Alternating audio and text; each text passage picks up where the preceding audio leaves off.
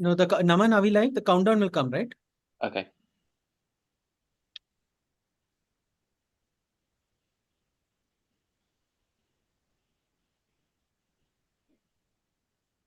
We are live, Michael. Perfect. Thank you. Hello, good evening, everybody.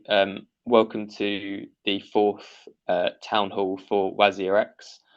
This is an update on the current restructuring proposal that is being put together by the company and its advisors. Today's meeting, we will cover a brief summary of where we are at this point in time. We'll go through the platform rebalancing that will occur, and we'll be demonstrating a rebalancing calculator for people and scheme creditors that will be able to use, that will go live this week on the platform. We will also walk through the tokenization of the claim tokens that will be or proposed to be issued to scheme creditors and the mechanics surrounding those. And then the company will provide an update around the improved recoveries and how that will interplay with the recovery tokens. And then we'll also touch on the scheme timeline calculator that is now live on the WazirX website. And then we'll open it up to Q&A and discussion at the end of the call. We'll invite creditors to enter the Zoom chat sort of a few at a time, and creditors will be able to answer their question in English or in Hindi. For the purpose of the presentation, this will be done purely in English. But if you have questions that you want to answer or ask in Hindi, there are people on the call that will be able to answer those. So, as a brief background, as has been discussed on previous town halls, a scheme of arrangement is the fastest, fairest, creditor-approved and legally binding solution to crypto balances and will provide the highest recoveries to scheme creditors. The proposed restructuring aims to provide liquidity in the first instance and then improved recoveries to scheme creditors. This will be done first via a rebalancing of the current portfolio of crypto tokens, which represent the net liquid assets under the control of the company presently. This is currently valued at 284 million and represents 52% of scheme creditor claims. A rebalancing calculator is being launched, and I'll be demonstrating that shortly on this presentation. This will show the live pricing and will give creditors an understanding of their proportion of the net liquid assets. And this will be, that will be made available for distribution upon sanction of the scheme. The tokenization and the new recovery tokens that will be issued to all scheme creditors on a pro rata basis we discussed. The recovery tokens will be used to deliver further recoveries to scheme creditors over the restructuring period. And these further recoveries were broken down from the recovery of stolen tokens, the recovery of illiquid assets currently held with third parties and not in the control of the company, an allocation of future profits generated by the WazirX platform, an allocation of future profits generated from new revenue initiatives, which are new features on the platform that are being developed, and also a new decentralized exchange, which we'll talk about shortly. And then finally, potential collaborations with White Knights. However, any collaboration with White Knights will take a longer period of time, and the idea of the scheme and to work towards the scheme is to provide creditors with liquidity. Is that one of the key things that creditors have voiced? So the company is working towards implementing the scheme in the quickest possible time frame, and obviously this still remains subject to the Singapore court's schedule. So talking through the rebalancing calculator. Currently on the platform, there are, as it was valued, there was 284 million of net liquid assets, which represents 52% of scheme creditor claims of 546.5 million.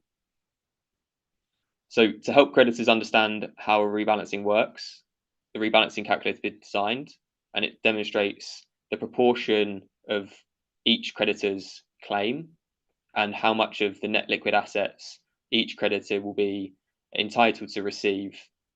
And this will be based at present market prices and in the token denominations currently held in users' platform balances. So the key features are creditors can understand their percentage of the net liquid assets. Creditors can understand how their share of net liquid assets will be rebalanced into the token denominations held in their platform balances at current market prices. And we'd like to stress that obviously the current market prices therefore allows creditors to participate in any upside that would happen from a bull run or any positive market movements. And then the next version of the rebalancing calculator will demonstrate the market exposure impact on the tokens rebalanced and expectations of crypto market movements. Now, with this feature, there are some disclaimers. Presently, the rebalancing calculator is only for demonstrative purposes, and the scheme of arrangement is obviously still subject to approval, and it requires your support and creditor support and the sanction of the Singapore court. The rebalancing calculator was designed for the purpose of the restructuring approach. It's not designed for any other purpose. The calculator also demonstrates it only demonstrates the restructuring approach towards the net liquid assets only. So it does not take into account the stolen assets, liquid assets, or any future recoveries that may be made to scheme creditors via future profits. So I'll quickly just pause here for the presentation and bring the current restructuring calculator up on screen, just to provide you with an overview as to how this will work. So when you log on to the platform, you will be able to see your share of the net liquid assets, which will be represented in USDT. Your portfolio of the assets that relate to your scheme claim will be listed below, and it will show you the proportion of the portfolio that represents your claim as a percentage of the liquid assets. You can click on here and it will show you the breakdown. So as I mentioned, the total claims as at the 18th of July 2024, just pre the hack that occurred, is 546.5 million USDT. At present, for the purpose of this demonstration, my claim would be 6.2 million USDT, and here this will be your claim, so it'd be your platform balance that you would have represented via the holding of crypto tokens and the cumulative value associated with those. This will be your claim percentage, which is effectively your claim divided by the total claims, and then the value of the liquid assets at present market prices. So your share of the liquid assets will be here at the bottom, and this will be made available to creditors post scheme sanction.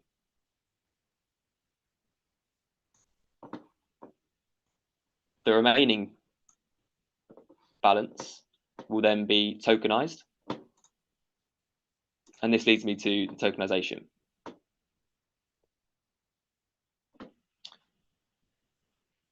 So the remaining balance are representing sort of 48% of creditor claims currently will be tokenized post the rebalancing, and a new claim token will be, or recovery token will be issued to creditors. This recovery token will be airdropped into scheme creditors' WazirX platform wallets, and it will be issued on a par basis at 1 USD would equal 1 token, and it will be proportionate to your claim in the restructuring. The recovery tokens have been designed and are currently being designed to deliver future recoveries to scheme creditors, and you will effectively represents the unallocated or proportion of assets that cannot be distributed to scheme creditors currently. So how will those recovery tokens work, and how will future profits or future recoveries to scheme creditors be made? They will, future recoveries can be from one of 5 things currently.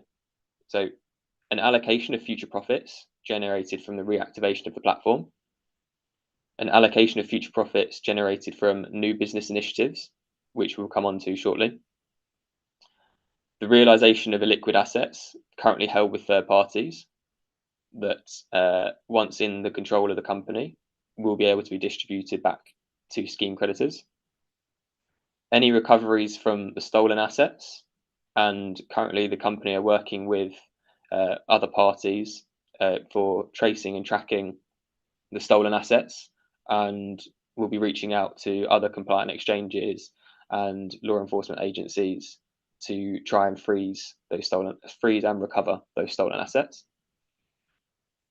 And then number 5 will just be potential capital injections from any white knight proposals, as I mentioned previously. The recovery token will then be bought back and repurchased pro rata using the profit from the recoveries of the 5 things I've just mentioned. And this will be distributed back to scheme creditors on a pro rata basis based on the number of claim tokens that are held and the amount that's to be distributed at that point in time. The buyback pricing will obviously therefore work on, and it will capture the market movements.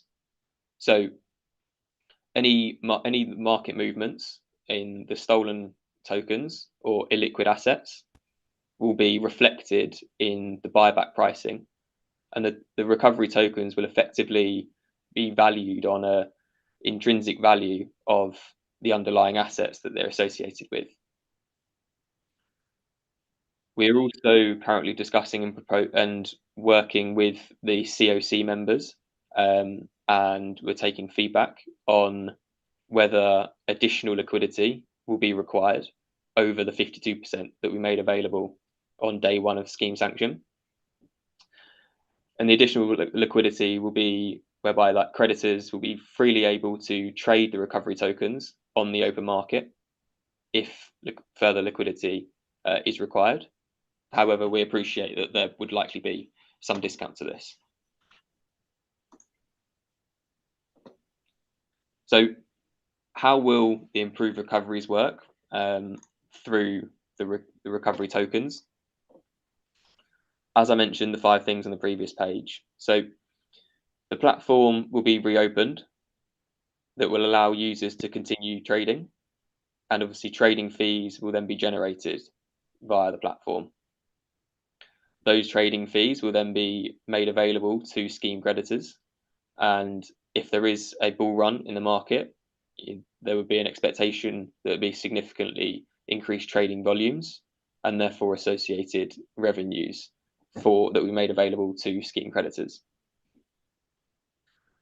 The illiquid assets and stolen asset realizations, obviously these assets have to be realized before any recoveries can be made and distributed to scheme creditors. Alerts can be placed on the traced stolen assets held on chain to ensure that they're frozen the moment they're off-ramped at a compliant exchange. And actual realizations obviously may be lower or higher than expected, and they may not be receiving a lump sum payment, but potentially through a payment schedule. Associated with that, the company are also generating new features and are currently developing a decentralized exchange. Again, any future profits from these elements are being worked on, and a forecast is being put together and developed to enable any future profits to be an allocation of future profits to be shared with scheme creditors as additional recovery avenues. And then last but not least, obviously the White Knight proposals that I previously mentioned around, the company is currently working to identify potential White Knight candidates and discussing any rescue financing or collaboration and partnership with other exchanges or other crypto players in the market. But as mentioned, these White Knight proposals are confidential, subject to due diligence, and will likely not occur, prior to the scheme being implemented. So these are being worked on in parallel to the scheme, and therefore any capital injections or any future recoveries will be used and used to repurchase the recovery tokens.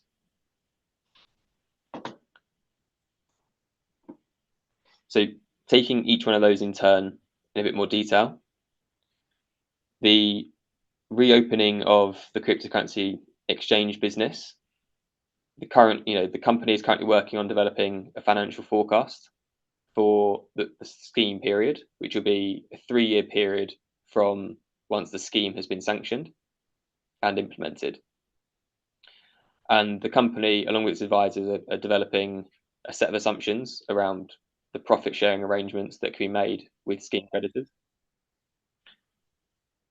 The WazirX platform generates revenues from withdrawal and trading fees from active and engaged users, and forecast revenues are therefore dependent on the overall crypto market sentiment, WazirX platform confidence, and the future trading on the platform once reopened, the trading volumes that occur through the platform, and then pricing regarding the trading fees, which are under assessment.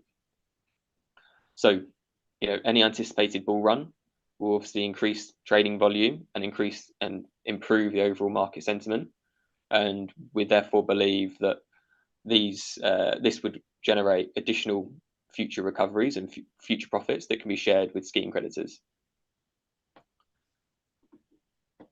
And then, as I've mentioned, detailed financial forecasts will be presented as part of the scheme documentation for creditors in. Now, Nishal, would you like to discuss the new business? Yeah, sure. Thanks, Michael. Hey, everyone. I think before we get into this, just to recap a bit, and maybe let me just recap in probably Hindi, so that rest of the audience also gets to know the first half that we discuss. So हम लोग क्या attempt कर रहे हैं कि ये जो पूरा प्रोसेस है इसको 2 पार्ट्स में डिवाइड करेंगे. सो फर्स्ट पार्ट जो है वहाँ पे ऑब्जेक्टिव है कि एक्सचेंज को कैसे रीस्टार्ट करें और कैसे जो लिक्विड एसेट्स हैं उनको कैसे डिस्ट्रीब्यूट करें. और उसके लिए 2 एफर्ट्स रहेंगे. एक अभी जो रिलीज कर रहे हैं वो एक रीबैलेंसिंग कैलकुलेटर है.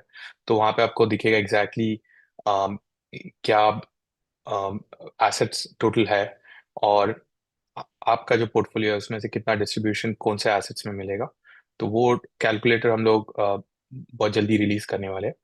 शायद आज ही ये कॉल के बाद या तो कल सुबह तक हम लोग रीबैलेंसिंग कैलकुलेटर रिलीज करेंगे. तो आप सब देख सकते हो स्पेसिफिक आपके पोर्टफोलियो के रिलेशन में क्या अमाउंट्स है और अभी क्या पोटेंशियल वैल्यू है.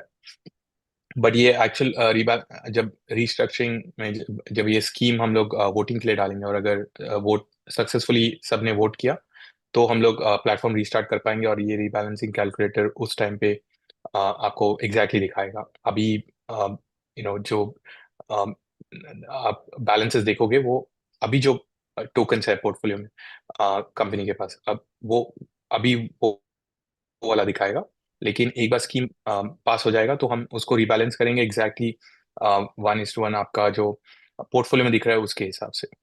बट अभी के लिए आपको वैसे भी हमने प्रूफ ऑफ रिजर्व्स में सब एसेट्स शेयर किया है, तो आप वहाँ पे देख सकते हो अभी क्या है। और फिर जब स्कीम अगर सक्सेसफुली वोटेड है तो उसके बाद प्रॉपर रिबैलेंसिंग होगा। तो वो हो गया रीस्टार्ट करने का। अभी जो जो अटैक में जो लॉस हुआ था, जो 45% और 3% इलिक्विड एसेट्स है, तो जो 48% है उसको हम लोग टोकनाइज करेंगे, हम लोग एक रिकवरी टोकन लाएंगे। सो एग्जाम्पल के लिए समझो, अगर टोटल जो लॉस था $100 था, तो हम 100 रिकवरी टोकन करेंगे। ईच रिकवरी टोकन $1 का होगा, और वो हर एक क्रेडिटर, जो भी क्रेडिटर्स हैं उनको हम लोग डिस्ट्रीब्यूट करेंगे। अब आगे जाके जब भी रिकवरी होगा, रिकवरी के कुछ आई वुड से कैटेगरीज हैं। एक जो फर्स्ट कैटेगरी है वो है जो स्टोलन एसेट्स है उनका जो रिकवरी एफर्ट चल रहा है। तो स्टोलन एसेट से जो रिकवरी होगा वो सारे टोकन होल्डर्स में डिस्ट्रीब्यूट होगा प्रोपोर्शनेटली। और फिर जो हम लोग प्रॉफिट्स कमाएंगे फ्यूचर में, अगले आई थिंक 3 साल का जो फोरकास्ट कर रहे हैं, तो उसमें जो प्रॉफिट आएगा उसका प्रॉफिट का शेयर ये टोकन होल्डर्स में डिस्ट्रीब्यूट होगा। और थर्ड है जो हम लोग डिसेंट्रलाइज एक्सचेंज बना रहे हैं नया, वहां पे 2 कंपोनेंट आएंगे, तो वो भी डिस्ट्रीब्यूट होंगे जो रिकवरी टोकन होल्डर्स है। अभी मैं थोड़ा I'll switch back to English. I'll talk about the decks and everything, and maybe I'll see if I can explain it in Hindi. Maybe in the Q&A part I'll do that. But coming to the new business initiative that we are trying to come up with is a decentralized exchange, and this will be completely separate, not related to the WazirX exchange. And the thought behind this was, if you look at the exchange ecosystem today, there's centralized exchanges and decentralized exchanges, and everyone's heard of decentralized exchanges and maybe tried it, but most times people just go back to using a centralized exchange because of the ease of use and the convenience. And decentralized exchanges are seen as only meant for power users. They're very complicated. Only if you are really sophisticated and if you want to be really technical about these aspects, then you can maybe use a DEX. Otherwise, it's not for everyone. And people like me, and I know a lot of people around me, we've all heard of DEXs but never been able to use it because it's complicated. So the objective here was, in light of the incident, the cyber attack at WazirX, and so many attacks before, and these attacks will continue on centralized exchanges. The idea was, how do we give an option which is probably the trading experience is far greater than a centralized exchange, not even on par, but it should be far greater than a centralized exchange, and the ease of use and onboarding should be simpler. And that's the objective of coming up with this concept of the DEX. And as we move forward, we will try to bring up a testnet version soon. We've just started work, and it's a really ambitious attempt at building a decentralized exchange that is superior in the user experience and easier than a centralized exchange. And when we launch this, the idea is to also launch a DEX token, which will be used for the governance of the DEX, and it will be used for paying fees on the DEX. And we might come up with new features such as staking and other activities around the DEX ecosystem. So these tokens, a portion of these tokens will be made available to the recovery token holders. So that's and we'll share the tokenomics around that, but a good chunk of that token will be made available for the recovery token holders. So that's the other use case of the recovery token. So the first use case of the recovery token is whatever recoveries happen will be distributed. The second use case is the DEX tokens portion of that will be made available for the recovery token holders. And there's a third use case, which is and we're still planning figuring this out, but the revenues generated from the DEX business, a part of that will again be translated sent over to the recovery token holders. So that's the idea behind this DEX. We've got some really amazing I would say direction on how we intend to build this, and we would need your support and help to really get this built in that right way, where we can bring about mass adoption for a decentralized exchange. The best thing is that you'll be able to self-custody your assets out here, and we will have no control or access to your assets. It'll be completely under your control, and you can freely trade, move it. You can do what you want with your assets because they'll be completely under your control. That's the benefit of having a decentralized exchange. So yeah, we'll share more details as we hash out the product. We've just started the initial work on it, and we are pretty excited to show you as soon as it's the first version is ready. So yeah, we can go to the next one. So while that was a new business initiative, we've also planned to build a few key features which was being requested and demanded by our users even before the cyber attack happened. And some of these features we've been actively working on them. So they're somewhere along in the development cycle. We had to unfortunately stop work when the cyber attack happened. But the idea is, as soon as we once the scheme is passed and we restart the platform, we'll be able to start work on these new features. And the first one is crypto staking. Now we still have close to if you saw the based on today's prices, close to I think $300 million worth of liquid assets, and the idea is that a substantial portion of that could be staked by all of the creditors, and there'll be new revenue stream generated. So that's one new feature that we intend to build to add back value to the recovery token holders. And I'll not go into the details. I think we can always discuss deeper on this as we launch these features. And in general, the staking initiative is a well-known thing in the exchange ecosystem. So I'm not going to go deeper into this, but yeah, crypto staking is one of those top features that has been asked for before, and we intend to build that soon after we restart. Yeah, we can go to the next one. Apart from crypto staking, there are two new features. I think the first is the OTC desk. Now, this used to exist, in a, I would say, a smaller format within WazirX back in maybe 2020, early 2020. And then somewhere, when the bull market came and we were just bombarded with a lot of signups and a lot of trades on the spot, this took a backseat. The idea is that now with the markets maturing further, we've seen demand for the OTC desk, and we intend to bring that back again to add that as a new revenue stream, so that we can the value flows back to the recovery token holders. So that's the second feature. And the third is futures. Now, this is something that I think you're seeing across the ecosystem.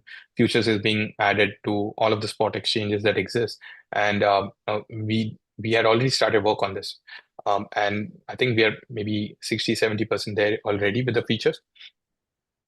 The idea is to continue that development, take it to the finish line and launch it.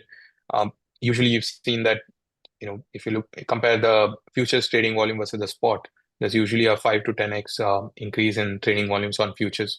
And I think this will again be a good source of value generation for the recovery token holders. So this is the third feature that we intend to build. So just to summarize, there's new business, a completely new business initiative, which is the DEX, the Decentralized Exchange. We'll share the further details, the brand name, everything in due time, and we'll look forward to your feedback. And then there are these three new features: the crypto staking, the OTC desk, and the futures trading. I mean, apart from this, we'll build more, but these are like the three important features. Yeah. Thanks, Nishal.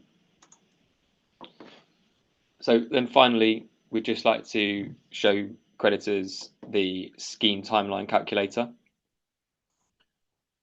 So a scheme timeline calculator has been developed, which is interactive and is now live on the company's website. So the scheme, so creditors can view the scheme timeline and the individual steps that are associated with us presenting the scheme to creditors, and the statutory requirements and notice periods that scheme creditors will receive.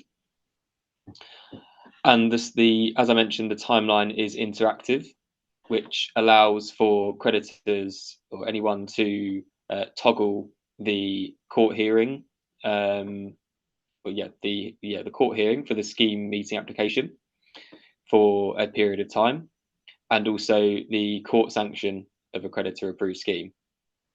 So these two time frames can be extended or contracted, and it will therefore present a new total or a new estimated effective date for the distribution and reopening of the platform. The best estimate and that we're working towards is currently in early February 2025.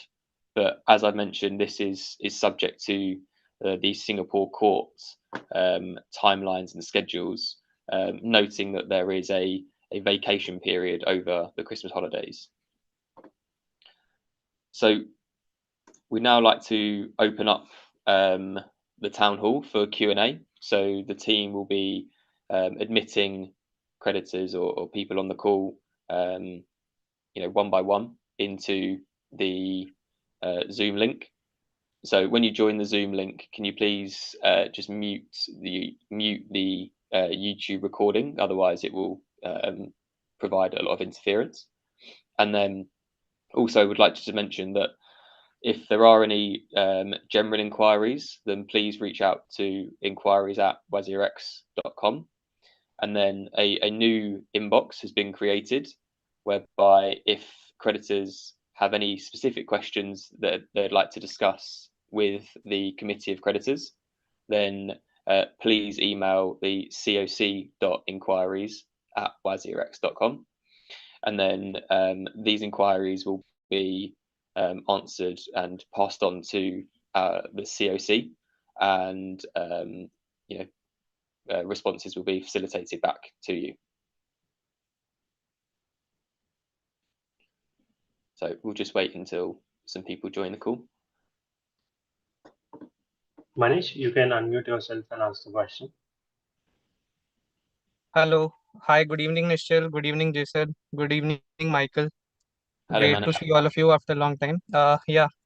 So Nishal, I got your overview of this meeting, and my question remains the same, Nishal, as last time. Since I asked you about this calculator last time, that when are you planning to release this? You have told this that this will come like either by tonight or tomorrow.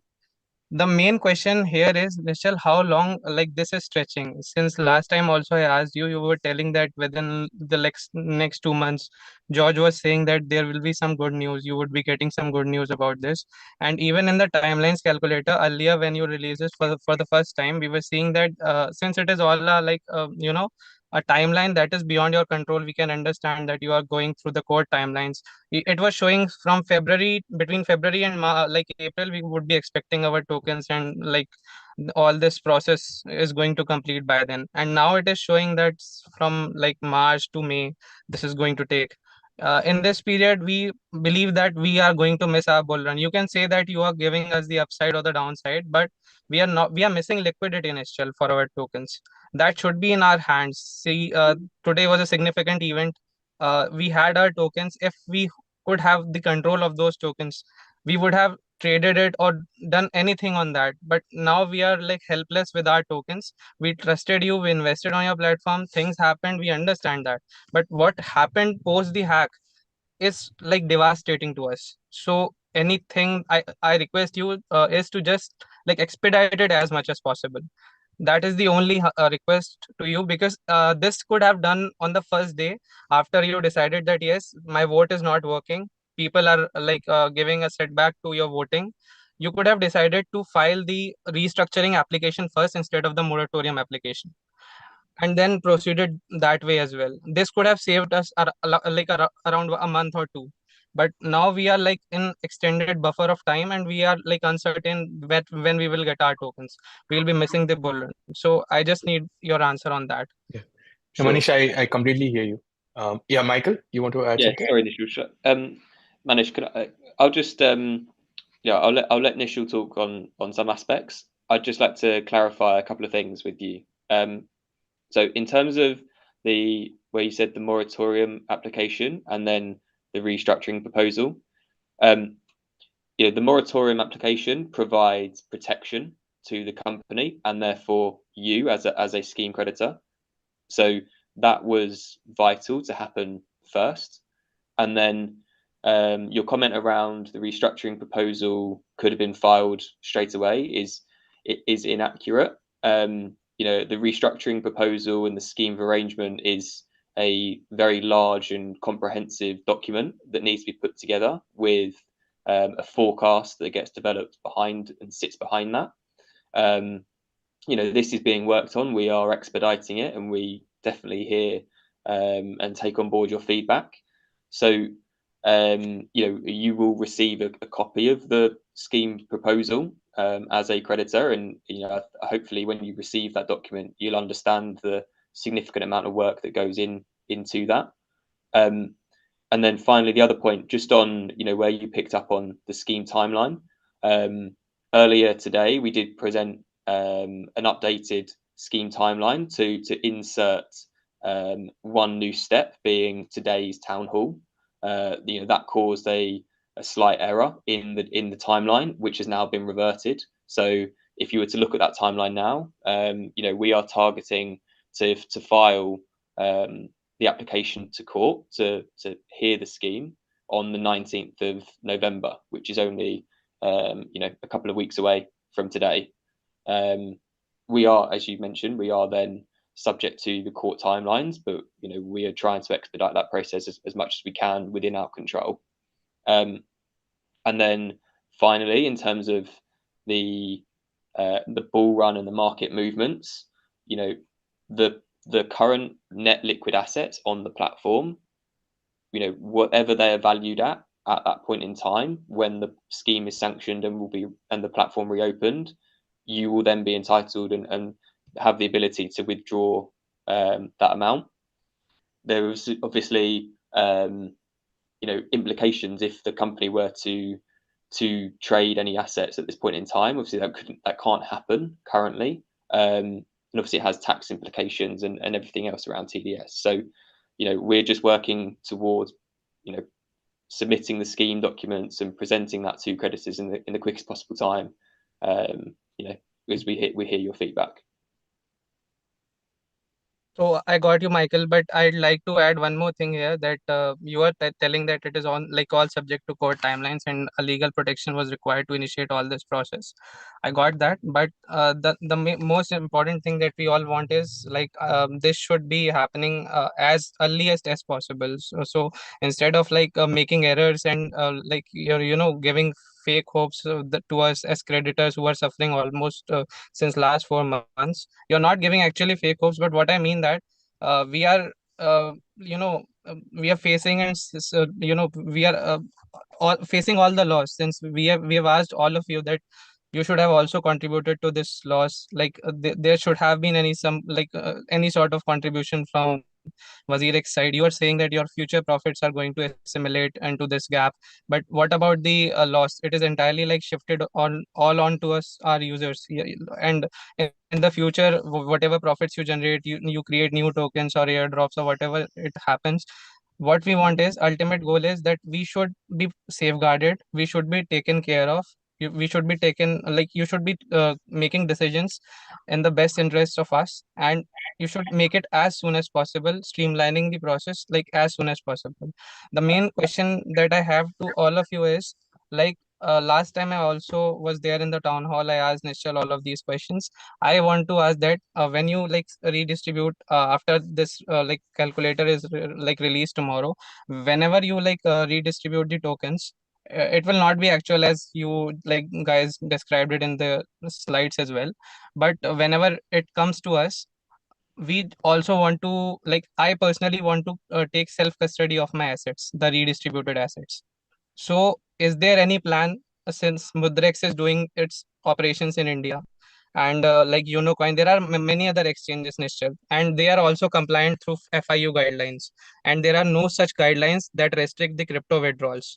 So, I personally am shattered after this attack, and I want to like have the custody of my leftover tokens on the platform.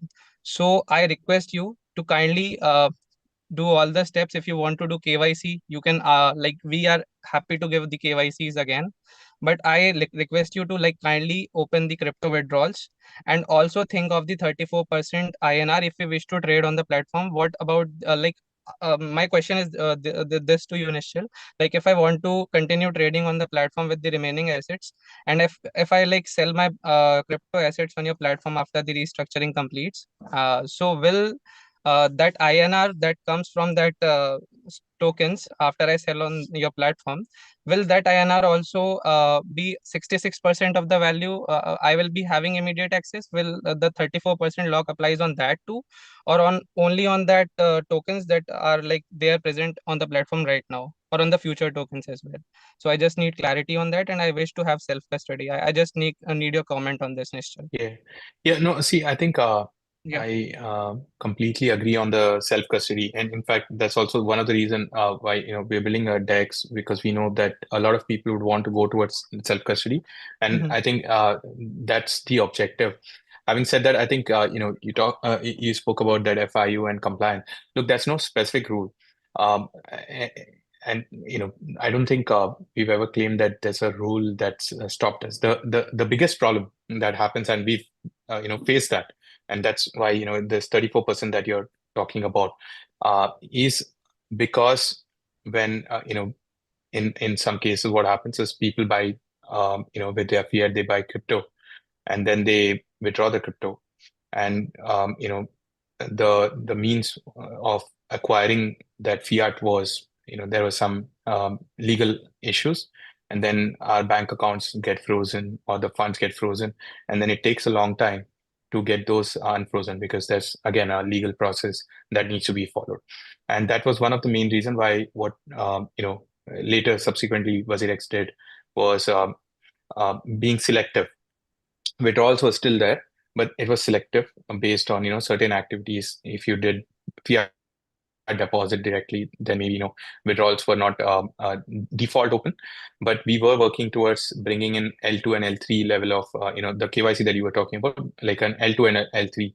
And I think the objective is to expedite that as well, so that because at the end of the day, what's necessary is, if you're going to withdraw crypto, uh, uh, we need to make sure that it's all done in the right way from a compliance point of view.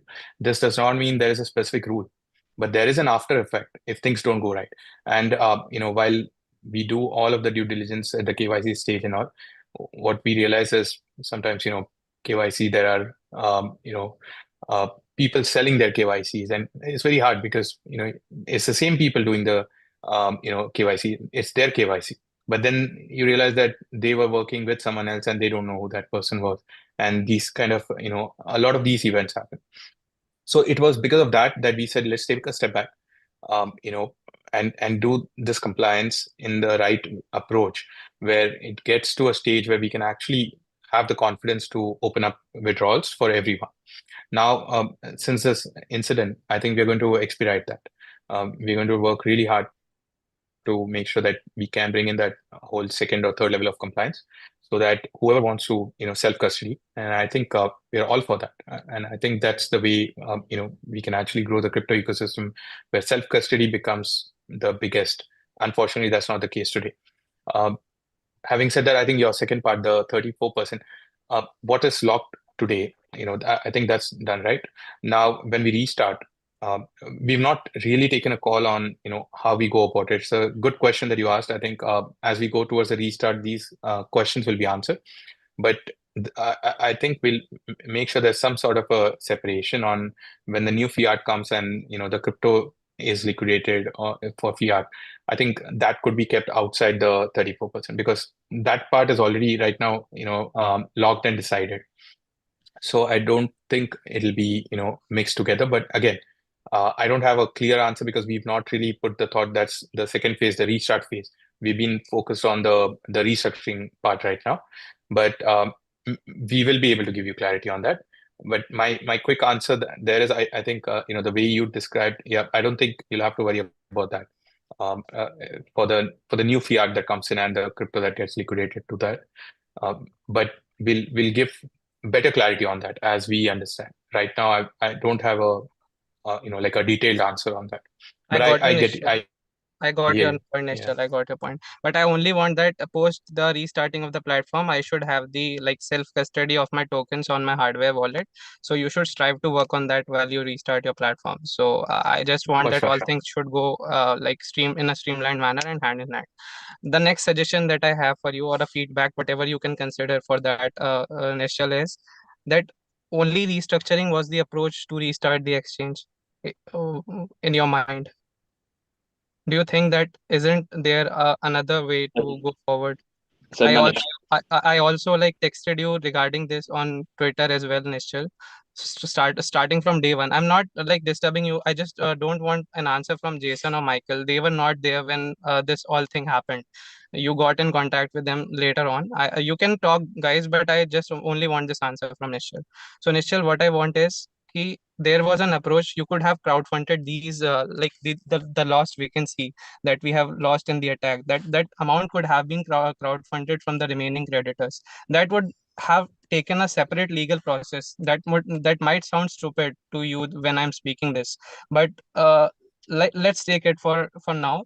238 million was the the hag number for now in the current prices, or whatever it was. We could have divided it among the 4.4 million creditors. That amounts to around $56 or $60 per creditor. Every creditor might not share that value, but I personally and other creditors also could have shared much more than that to get access to 100% of our tokens. You could have repurchased those tokens and lock that particular specific amount that we have crowdfunded to you.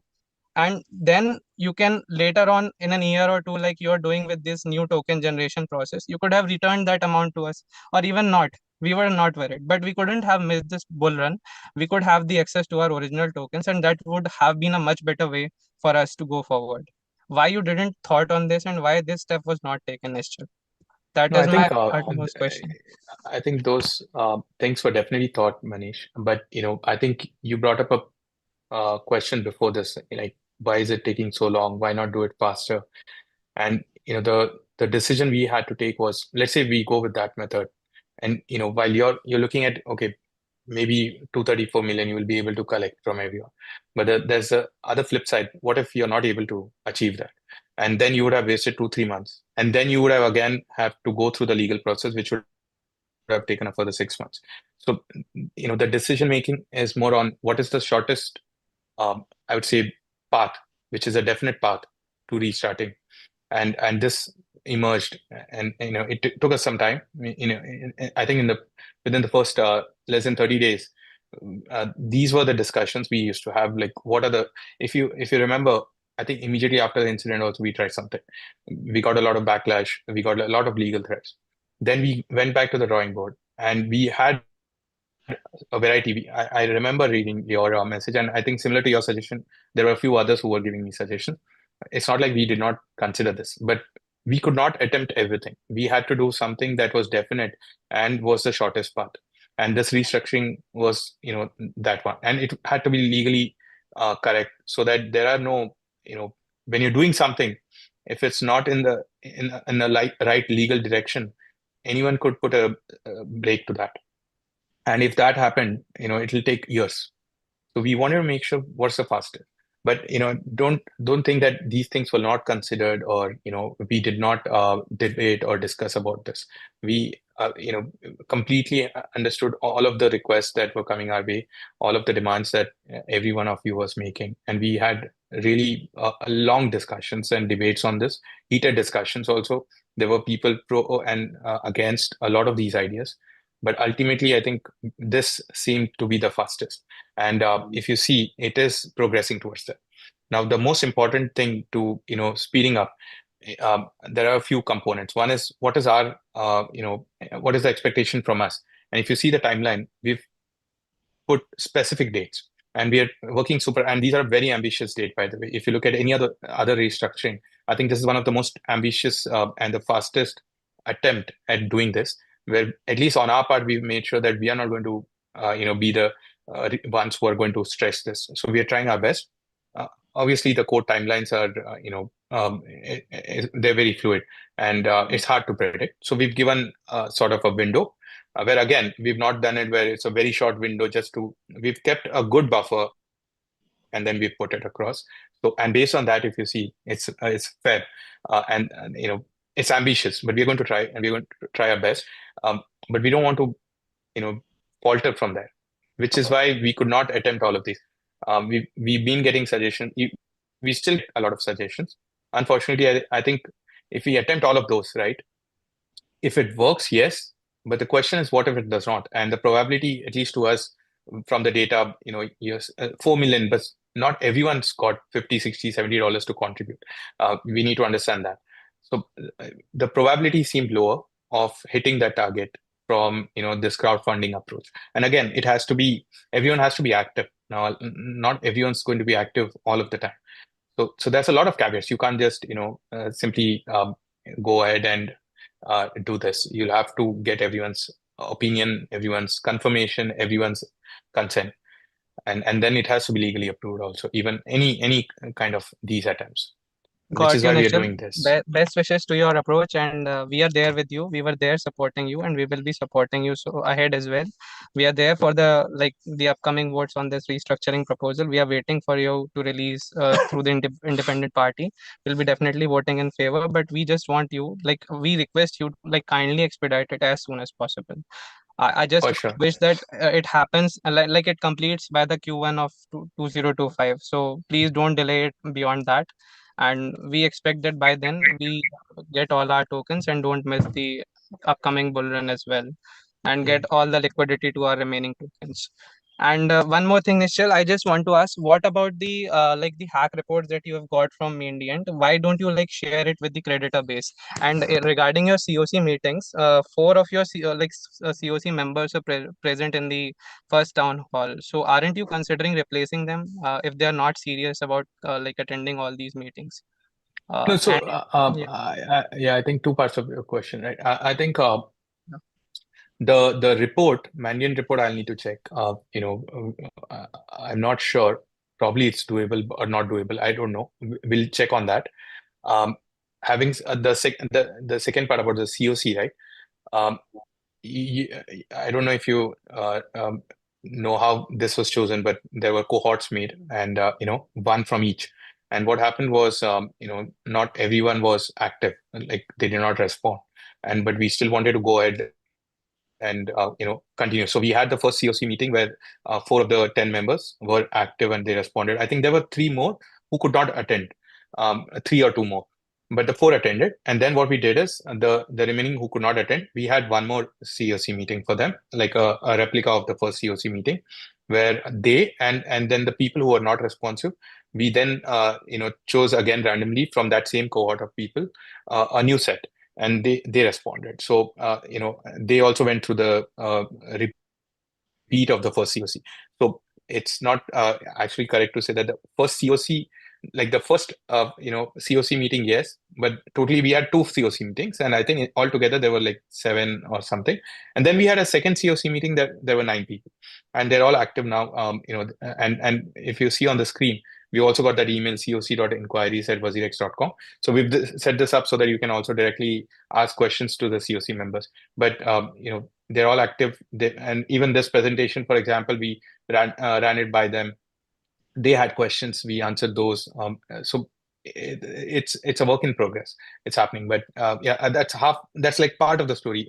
I think maybe I don't know where you read that, but the 4 COC was the first, and then there was another. So there were 7 or 8 people who attended in total to the first COC, and then 9 on the second COC meeting.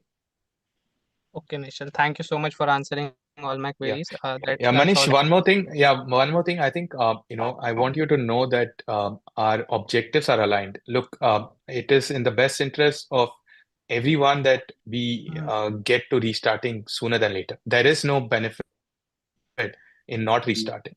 So, I think this is well understood, and we are only focused on that. We're doing everything and anything, and we definitely want to do it sooner than later. Like, there is no benefit for us. Delay is bad for all of us, and that's well understood. So be rest assured, we'll give it our best. And not just that, we've also made sure that even after we restart, we are going to pursue the recoveries in different aspects. And we don't want to just say that, okay, this is a balance, take it, and now we are done. We are going to work as much as possible, as much as needed, to make sure that we can bring back value. And that's where all these new initiatives, everything that we're doing is towards that. And I feel we have such a large community. And if we are able to give to all of you what you expect, I think there is immense value that we can all create together. And like the self custody that you're talking about, I went out, I started looking at if you were to go and self custody and then you were to trade, and you should also look at the ecosystem. It's just such a complicated set of products out there, and Correct. I don't think it's built out well. And maybe now, since we started looking, we want to give you a solution. Whether you use it or not, it's your choice. But I think there has to be a far greater user experience on a DEX. It should not feel like a DEX. It should feel like you're using a centralized exchange, but the reality is you are self-custodying your asset. I think if we can achieve that, I think immense value can be created there. So we are working on all of these, and I'm confident that if all of us get together, I think we can create much more value than what was lost. We've done that before. If you see the past history, we've been able to create value. And I think if we all work towards this goal, we can. I'm really sorry about the pain that has been caused. It's unfortunately beyond our control. But what we can control, we'll make sure that you will not have a opportunity to complain. That's a promise that I make, that we'll work super hard. We'll not rest till we solve this for you. Nishal, one commitment that I need from your side, that you should, like, as you told that you are doing it as soon as possible, but like I want an assurance from your team and all of you that you should try it as hard as possible to like do this by Q1 2025 or earlier if possible. And like you guys restore the exchange with these all new facilities, including the self custody of tokens to the hardware wallets added when you restart the operations. Can we expect that from you and all these things? Yeah, see, Can you commit? absolutely. Like I said, we can't do anything about the variable timeline, right? Yeah. You know that. But the timelines that we put, we are going to make sure we stick to that. And until now, if you see, we've been whatever timelines were put by the court also we've been, and for us in our mind, it's the same approach that you don't miss these timelines. That's why the calculator, the timeline, scheme timeline has the dates. So except for the the variable 2 dates, which is not in our control, I think I can assure you that we are going to make sure everything is on time, and we've already planned for that. And the custody part, like I said, compliance, absolutely important. But we will make sure there is a path to that, and sooner than later. So we'll work on that. It might be in phases. Look, it's such a large user base. If we overnight turn it on and then some issues happen, it's going to be bad for everyone. So we will start this probably in phases. But I absolutely hear you, and I think that's the same objective we have. We have no interest in preventing. I think movement of crypto and self custody, I think it's something that everyone should get access to, and we firmly believe in that. So we'll make sure. But compliance is something that we'll have to work hand in hand together to make it happen. Regarding compliance, Nishal, what about the 34% INR freeze? Are you working on that? You told us in the last town hall that within 2 weeks it's going to be sorted, and by now we don't have access to those funds. So, what's an update on that? And what is the No, status no, of White Knight influx? So to an extent that you can describe. It's confidential, Yeah. absolutely. But Yeah. what can we expect? Can we expect a higher recovery when you restart? Is it going that way, or are we like still stuck where we were 2 months ago? So just to correct you, I don't think the 34%. I don't think I said in 2 weeks we'll fix it, because it's in the I think it's in a legal process. It's going to take some time. There's been some movement, but I think it's not resolved. It's still, again, court timelines are hard to predict, but I don't think it's resolved yet. Whenever there is a release of that, we'll keep you informed. But we are pursuing it. That's completely being done. What was your second question? My second question was like regarding this apart The from White Knights. Yes, sorry. Yeah, White Knights. Yeah. So White Knight discussions are ongoing now. Here's the other part, Manish. Coming to how do we expedite. Now, these are White Knights. These are all negotiations. There's a lot of back and forth. Given the situation, you need to really know what's the right approach, what's the right deal, and that's going to take time. And we realized quickly that if we were to wait for that, this timeline would stretch further. So what we've done is we parallelized. That's why the recovery tokens we've tokenized, so that as the White Knight deals as they proceed, I think we'll figure out how to bring value to the recovery tokens. But we don't want to tie it to the restarting of the platform, because making it sequential will just push everything.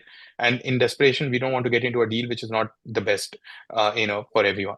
So we've parallelized it. But yeah, those discussions are ongoing. As it materializes, we'll let you know. But we're not keeping that holding on to our restructuring right now. Okay, Nishchal, thanks once again for answering all these questions. I think that's all the questions that I consolidatedly asked you on behalf of all the creditors, and they will also ask you. But these were the main questions that we all had in our minds since day one. And the other thing that I request you, apart from the expedited process, is that we should be made transparent about the hack reports and your financial statements of the past, as the court, whatever you submitted to the court was like not audited up to the current quarter, and that was also asked by the honorable judge over there. So we request that you also share us the past financial statements and the hack reports that you have got, if possible, and as early as possible. So that's what's my last request to you for today. Thank you so much once again, Nishchal. Thank you, Michael. Thank you, Jason, and thanks everyone for answering to my queries. Thank you. Nish, Thank just you, let Manish. me quickly deal with that. The hack reports. That there will be a report provided to you. It's presently being worked on. There are a number of different providers, and it's being aggregated by Kroll's crypto specialist team, investigative team, and that will be provided to creditors in due course. And I'd just like to say thank you. We hear you loud and clear. As Nishal said, we are all pushing in the same direction, and we will do everything that we can to Thank you so much. accelerate and deliver a result. Thank you. Thank you so much. Okay. Madan, you have your hand up. Yeah. Hello, everyone. Hi, Nishchal. So I have a couple of questions. So the first question is when we will get an option to select the tokens for distribution, and so also the distribution will be in parts, or we will get the full distribution at the same time. Like for INR, you distributed part by part, right? For like 33% in 2 weeks, again 33% in another 2 weeks. So the token distribution also similar to that, or we will get all the distribution in a single shot. And also, like when can we expect the live proof of reserve? Because there was around 72 million was mentioned, liquid assets was mentioned in the document, and we don't know which are those 72 million tokens. So when can we expect the live proof of reserve? Thanks, Madan. Okay. Yeah. You guys want to go first? Yeah, happy to take this one, Nishal. So Madan, the current drafting and then the current scheme proposal will allow for once the scheme is sanctioned and the platform reopens, the net liquid assets that are available, presently it's valued at 52% of creditor claims. Though those assets will be immediately available for distribution and withdrawal from the platform if that's what you wanted, or you'll be able to then freely trade those assets on the platform. And the interim between now and then, any market movement and upside on those assets, you will receive that benefit and that upside. That's the first point around the crypto distributions. And then, sorry, what was the other parts of your questions? I think Yeah. the So when can choices. we expect the option to select the token distribution? Yeah. So the choices, Nishal, so this was sort of discussed previously with the COC and is still under consideration. The initial feedback from the COC was that that creditors would want liquidity and would want the scheme to be worked on as quickly as possible, as Manish just voiced as well. So currently, I think it's not we won't be providing any tax advice to individuals, but as we understand it, if there was a rebalancing of the portfolio whereby creditors could choose to select different tokens, that would obviously crystallize, or we believe that will crystallize tax liabilities for individual users, and may also incur capital gains taxes on making any realized or unrealized gains turn into realized gains. So at the same time, the period of time that you would be able to choose these token assets that would be able to rebalance would only be once the scheme has been sanctioned or once the votes have been cast and we represent and have the required majorities of creditor votes.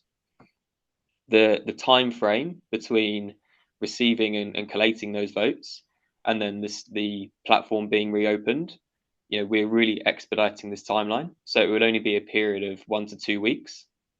So you will only ever receive that benefit for a period of a 2-week window, which in collaboration with the COC and feedback from the COC was initially, and as we sort of touched on, is not beneficial enough to delay the overall timeline and implementation of the scheme. And then once those liquid assets will become available to you, you would then be able to freely trade those assets and trade those tokens. So yeah, just just to also clarify, like the tokens that are today in your portfolio is the same tokens basically. So if your question was, do you want to change those tokens, the tokens that you currently hold, that change part is what we are still contemplating, because there's these tax related stuff, and there's going to be a small window where we can do that, which is after the scheme passes, then maybe we can change it. But then in that small window, we'll be able to really open up the platform, and then maybe you can choose it on your own. So the first phase right now with the rebalancing calculator, it'll show you the same token holdings that you have in your portfolio, and that'll be the default distribution that will be made available to everyone. So if I'm holding Shiba, which is hacked completely, so will you be still distributing Shiba? That means you are going to purchase it and distributing to us? Yeah, that's the idea of rebalancing. Exact mechanisms, I'm not sure the details of that, but the idea is that whatever is the tokens in the portfolio, that'll be replicated on the existing assets and then distributed. Okay. And when can we expect live proof of reserve? So I think maybe I did not understand that part properly, because one is we've released a proof of reserve link where you can see, but it's a point in time. I think the day when we released the snapshot time. Now we are going to release through a third party platform called CoinGubba, where I think there'll be more or less near real time, like dynamic maybe a few hours difference. Are you asking about that? That I think they're still working on it. We are working with them. That should happen soon. But yeah, we did provide a snapshot of all of the wallets and the balances at that point in time. That link still exists, and you can check that out. But the dynamic one, I think we are waiting on our partner. We are working with that. As soon as they're ready, we'll release it. Yeah, because in There's a coin bubble documents, platform. right? Yeah, in the documents, like there was around 72 million uh, USD, which is mentioned as others. So we don't know the distribution, the token distribution for that 72 million. So, Madan, in the scheme document that we shared with creditors, there will be an appendices that will list out all of the tokens and the quantities of the tokens.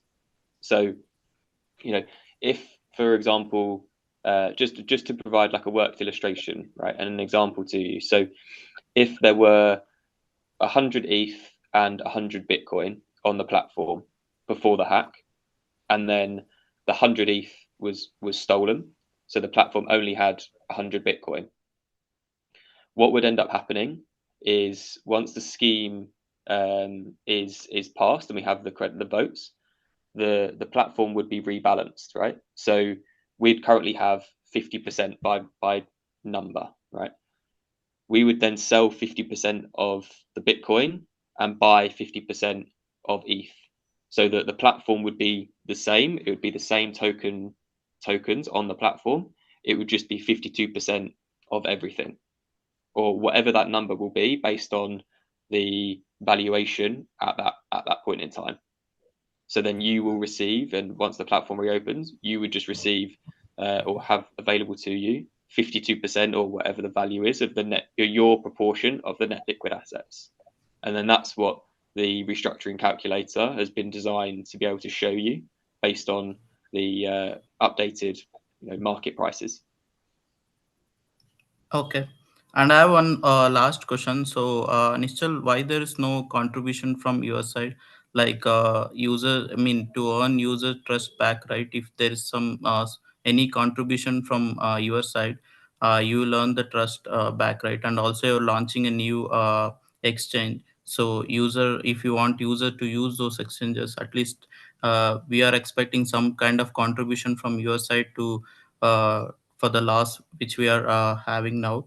And also the exchange which you mentioned, right? Is it legal in India? Like, is it compliance with the FIU? So I think the compliance part and all we're still working. It's very early days right now. We've just come up with the concept, and like I said, a good portion of those tokens will be actually made available for the recovery token holders. So that's the idea, where recovery token holders will be the able to get the tokens even before the launch, or maybe at the time of the launch, using the recovery tokens, and that's how we intend to, and then work on that to generate value for all of that. That's the idea. And whatever contributions we can make, we'll continue to do it, in terms of sharing the profits, sharing the value that generates from the decentralized exchange. All of those things, that's the idea, to continue to add value and, not sit back. We're going to work our best to generate as much as possible. But something we need to understand, it's a large number, and I don't think individuals can solve these issues, but all of us together as a community, we can definitely do it. And I'm going to give my best, in whatever way I can, provided I get support from all of you. I believe that value can be generated. A large amount of value can be generated, and that's why we are putting these efforts with the DEX, and all of the other recovery efforts are ongoing. But just need some time and your support, and I think we'll be able to bring back that value. Thanks, Nischal. Definitely users will support you, but everything should be in the interest of users, not the interest Absolutely. of WazirX or your interest. So thank you so much for your efforts, and looking forward for your distribution soon. Yeah. Thanks, Madan. Nishal, I have a question. Actually, a few questions. Probably someone might have already asked, but I didn't follow. That's the reason I'm asking again. So when can we expect, what is the tentative date that the platform will be available for the users? That's my first Yeah. question. Okay. And yeah, please. Yeah, so quickly, so we have a scheme timeline calculator, and this was made live some time back. If you, there are two variables here. The court hearing dates. So except that, I think we've put out all of the dates, and if things go according to the default, variable timelines for the court process, I think the first week of Feb is what we are contemplating. But like I said, there are those two variable dates which are beyond our control. But otherwise, we've planned for the Feb first week. Okay, all right. And my second question is, will all the assets of the customers be credited back without any intervention from the customers, or do we need to do anything in order to have those assets into our account? No, so the liquid assets, I think, and it's a very good question, and I think a very important one, because that's where the rebalancing calculator that we'll be releasing today, you will realize that there's nothing to be done. We'll be replicating the portfolio, so you can view it and everything. But it was on one of the major thought was this, that how do we make sure that without you having to think about what next and everything, how do we distribute? So you absolutely don't have to do anything. Having said that, for us to be able to restart, it is very important that the scheme that we put together gets majority vote and gets approved by the court. Only then we can do this. So that's the part where we need all of your support. The scheme is what we just this whole presentation was just a broad overview. We'll have a very detailed scheme document. You can go through everything, and then there'll be a voting process. So that's where involvement will be needed from all of you to help us get this approved, so that we can then restart. But yes, when we restart, I think the liquid assets will be rebalanced and distributed. Nothing as far as I know, I don't think anything is to be done, right? Jason, Michael. Yeah, there's that's no correct. other process. That's correct. Yeah. Yes, it's just the process. From customer side. Yes. Yeah. All right. And my third question, is it going to be the same platform? I mean to say, is it going to be the same WazirX app which we have to use, or is it going to be changed? It's the same. Okay. So that will be available from the first week of February, tentatively. Yeah. Provided those variable times stick to. We've again given some buffer, but it's Yep. hard to predict. Yeah, understood. And my last question, would there be any increase or decrease in the assets which we are already having? What do you mean by that? Can you explain? Suppose if I'm having some 1 lakh kinds of Shiba Inu at the time of this hack happened.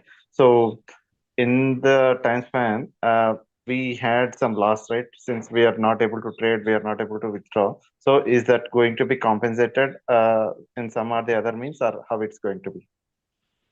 I think so at least for the stolen part, that's where the recovery tokens come into the picture. But the in between, I think if you're talking about the swings in prices, I think the best we could do is translate whatever at the time of the redistribution, whatever the value is of the assets that remain, and that will be distributed back. So that was the best we could do given the circumstances. But yeah, the recovery tokens are the way where future recoveries will do our level best to bring back value, and that's something that we'll be working towards. All right. Thank you. Thank you, Mr. Reddy. Hello, Mr. Nishal. Yeah, good evening, sir. This is Karthik from Tamil Nadu. I just need some basic questions about that. Is it audible now? Yeah. Tell me. Yeah, right. Okay. First, I have one doubt. If I having 1,000, for example, 1 lakh, okay, at the time of hacking, is it audible? Yeah. Go on. Right.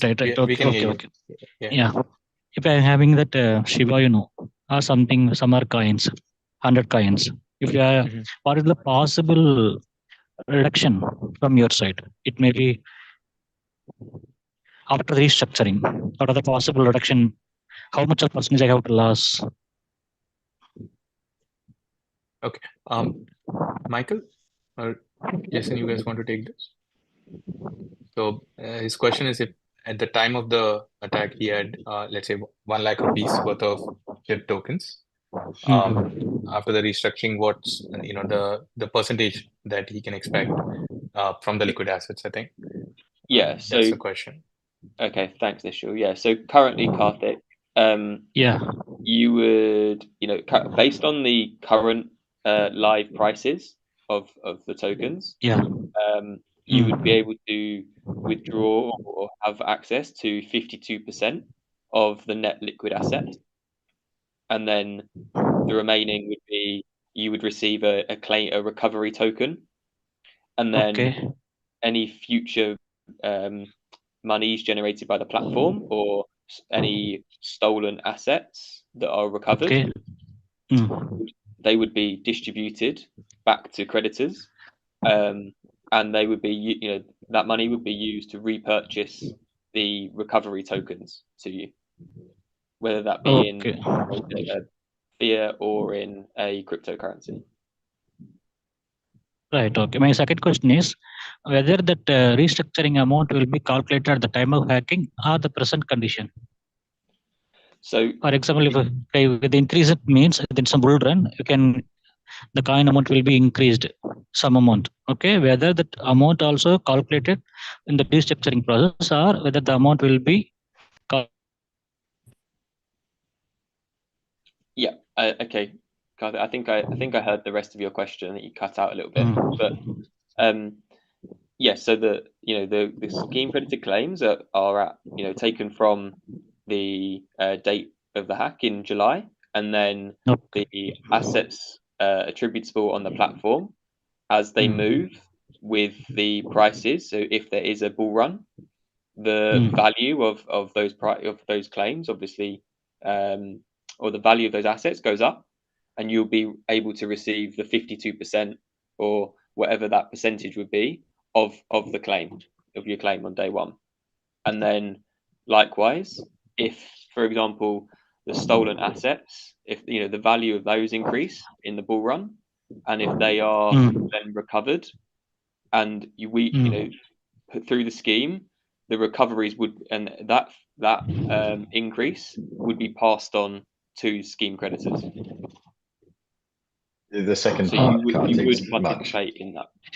The second part, it's much harder for us to know, right? Whether we're going to get it back, whether it's been in the same form of crypto, but yes, whatever we recover, and if there's any market appreciation, will fully be passed on to creditors. That's right. Well, I want to clarify whether that restructuring process 50% what you told to us is it will be calculated at the time of hacking, or whether at the time of after restructuring what you told in February month of 2025.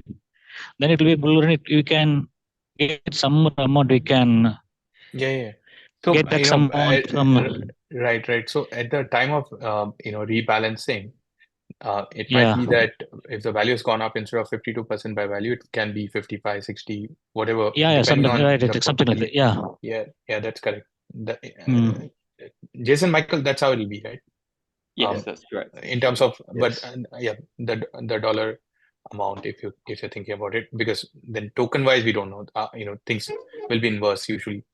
But if you are converted from INR, for example, I can brought that at the time of hacking the Solana, it will be around 170 something. Now it's called around 180 something. Yeah, isn't it? Yeah. And then the loss will be also for the restructuring, means I can get the more losses. That's why I'm asking. Yes, I mean, but Kartik, like one thing to note though is that the crypto portfolio right now is not balanced exactly with what creditors have, right? Because a bunch of it was hacked. So it won't move exactly in the way that you expect it to move. So that Solana, we may or may not have the same amount of Solana as creditors believe is there. So it will move slightly disproportionately, but because we haven't rebalanced it, it needs to stay as it is until creditors confirm the restructuring. But when that happens, it can be rebalanced, and creditors, it will then match exactly what creditors have in their portfolio, just a percentage, which today is 52%. Okay. Well, my last question is, it will be with initial. Is it audible? Yeah, go on. Yeah. Whether it will be delivered to the coin or INR after restructuring, we're going to give for an Indian user.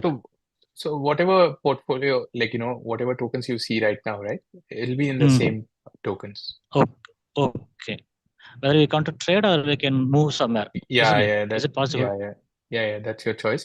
And I think we had a detailed discussion around the withdrawals part. And I think Manish was asking me about the same thing. There are some compliance requirements, and we'll try to expedite that. But otherwise, yeah, the objective is, you can choose what you want to do. Right. Okay. Thank you. Thank you, Karthik. Yeah. Thank you. Thanks, Karthik. Yeah, my question is, right now, the amount that shows on our WazirX app, is that the pre-hack amount or the post-hack amount? I think it was it's at the time for 18 July. If you're asking about the portfolio, yeah, I think it's whatever is 18 right July. now showing up on our WazirX app right now. Whatever is showing up on our WazirX app, is that the pre-hack amount or is that the post-hack amount? I think it's on 18 July 1 p.m. So it's probably a few hours after the attack happened. So is that the amount that is going to stay on our portfolio? 52% of it. Yeah, that's Is that the amount that's going to stay on our portfolio? So can you explain that question? Okay, let me put it this way. Okay, right now on our WazirX app, you have X amount. Let's take $1. Okay, is that the amount that is before the hack that happened or after the hack that happened? So I think Michael has something on the screen. This will, and maybe this is easier here because you can then ask some pointed questions. See, I can't see the screen. I'm on the mobile. I can't see the screen. Either you have to enlarge your screen or you have to make it accessible for mobile users. I just cannot see that screen at all. Michael, can you zoom in? Yeah, can you see it now? Not really, but I can try. Yeah, okay, kind of doable. Yeah, thank you so much. Yeah. Okay. No problem, Alan. So the number quoted here, the total. No, this is the problem, Michael. Michael, this is the problem. Okay, I do not want to get caught up in the financial lingo. Okay, because I'm not a financial guy. Okay, so I do not understand financial lingo. So I want to make it easier I think a lot of creditors are having this problem, and I think I speak for a lot of creditors over here. Okay, let's assume that on my particular app, I have $5. Okay. Yep. Okay, is that the amount before the hack or is that the amount after the hack? That's all I want to know. Yeah. Because right now this breakdown is too confusing. It's too convoluted, at least for me to understand. Yeah. So so Alan, point B here, if that is $5, then that is your amount pre-hack. Okay, that is your. It's not clear, Michael. Is that amount pre-hack or post-hack? Alan, let me answer your question. Right, let's go with $1 because it's easier to do the maths. Okay. Yeah. It's pre-hack, right? Okay. We haven't adjusted the balances in the app for the amount that was stolen, and what you will get back from $1 is 52 cents. Okay, so technically, what right now I'm seeing on my WazirX app is pre-hack. Is that correct? Correct. So after that will be rebalanced to whatever the amount that you guys are going to give. But initially you had mentioned that it's 55%. How did we reduce to 52%? It moves up and down with the market. Yeah. No, but the market value, the value may fluctuate. I might get $1, 20 cents. Alvin, there's a 3% illiquid asset. That's still there, but there's recovery on that, which has to be worked on. So it's 52 plus the 3% illiquid and the 45% that was stolen. Okay, so my next question is that let's assume that you're saying you're going to get the upside of it. You'll only get the upside if you sell the tokens, and we are not going to be able to sell the tokens. Okay, because you're not going to be getting it anytime before February according to your timeline schedule. Right? The point there, Arwen, is in February. Can I just finish the question, Jason? Then you can interrupt me, and then because my train of thought gets confused if I get interjected, I will not be able to know what I was asking of initially. Sure. So my request is let me finish my question, and then you can probably interject me. My thing is this. You're saying that we are going to get the upside, but we won't be getting the upside unless we sell the tokens. So how are you actually saying that we are going to get the upside? May I? Please. So between now, you'll get the tokens in, let's say, February. Between now and February, the market could go up and down, up or down. If it goes up from today, then you will get the benefit of that appreciation when you receive the tokens in February, at which time you can sell them. How would you appreciate the token is my question. They're being held in crypto form right now. So we're not touching them. So in other words, so if I understand this correctly, Jason, if what you're saying is that, okay, let's assume I have 1 BTC on the time of February 9th, for example, BTC goes up to around 1.5 or 1.7. I'm just giving you a rough thing. Sure. Okay, so my portfolio increases from 1.1 BTC to 1.7 BTC now. So are you saying that I'm going to get 1.7 BTC into my account? Is that what you're saying? Let me do it quite simply. We'll go back to you've got one Bitcoin in your account. You're entitled to 52% of that. So you'll get 0.52 of a Bitcoin. If the market doubles between now and February, then you'll go back to getting 1 Bitcoin or 1.04 Bitcoin. So you're saying that the upside would be that you will sell in US dollar terms. Yeah, I understand that. I'm just for simplification's sake, I'm just using these analogies. I'm not holding you to it. I understand that. Sure. So what I'm trying to understand over here is that you're saying we're going to get the upside. So from 0.5 to BTC, if it goes up, let's take 100%, I will get 1 Bitcoin back. Is that correct? Yes. Okay. In US dollar terms. In other words, in US dollar terms. Fine. I understand in US dollars. I understand. I'm just giving this example just for the sake of clarity. That's all. Okay. Or let's put I have $100 and then at the time I get $52. Then on the upside, I will get $100 back. Is that correct? Yeah. Yes, okay. Correct. Fair enough. Now, so in other words, are you going to trade on my behalf? No. So how are you giving us this upside? So Owen, the upside comes from the price appreciation in the token. So if you have 1 token in your account now, you will be entitled at the scheme to receive 52% of that on day 1. If back at the time of the hack, that 1 token was worth $1,000, right? But if that token is now worth $2,000, on the day 1. I understand that, Michael. I get that part. My question is, how are you going to pass on the upside? Because in crypto, everyone knows unless you sell, you don't get the upside. We're going to give you the point. So are you going to trade on my behalf is my question. Are you trading on my behalf? No, it's sitting there in crypto form right now, and the value of that crypto will go up or down between now and February, and then we will give you that. So technically, I'm not going to be getting an upside, Jason. In other words, I will not be getting the upside because let's take on the day it happened. Right now, we're getting an upside. Okay, there is a price movement and it's all going up. On February 9th, if it falls, and which it will fall at that moment of time, so we are going to not get the upside that happened in November, December, correct? Absolutely. You'll get whatever happens on the day that we give it back to you. On the day. So my question to you is, my question to you is this, I understand Nischal's idea was to restart the platform. Fantastic. That's what we all want. Okay.